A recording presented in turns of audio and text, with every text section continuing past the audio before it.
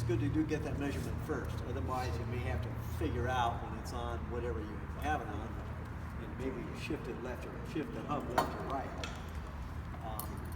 But on many bicycles where you have a 10-speed where you got a sprocket here, the whole hub is shifted off to one side to make room for the big stack of gears. And those spokes are at a shallower angle, and they're much more highly stressed because they're pulling at a shallow angle under great tension. And so sometimes the hubs are shifted one way or another. So it's best to measure it first. Whenever I was doing the motorcycle, I would I'd lay it on a flat table and measure how far up it is and go back to that. If I loosened all the top ones and tighten the bottom ones, I'd pull it down lower.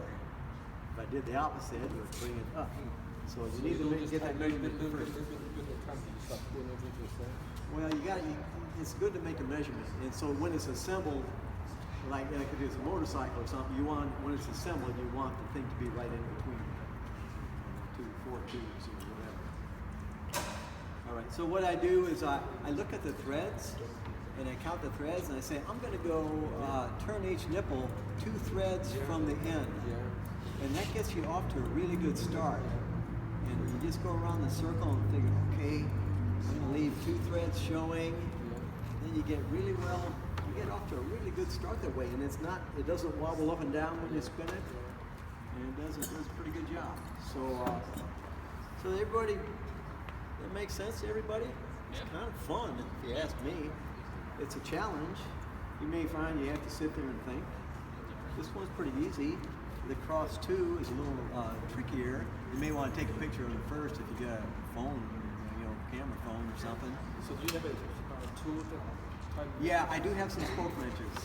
And if we get far enough along, I'll bring in my truing jig and then we'll true them. But we end up being so busy around here with all these airplanes, we never seem to have the time to put them on the truing jig and true them up. But it would be good at least if I demonstrated a little bit sometime. So that is how you would lace a wheel. And so these are here, and you fit it in. They'll be sitting here to the end of the semester. So whenever you have a chance, and your group's real busy, or you just have time to come over to the wheels, go ahead and work at it. It's a good engineering problem.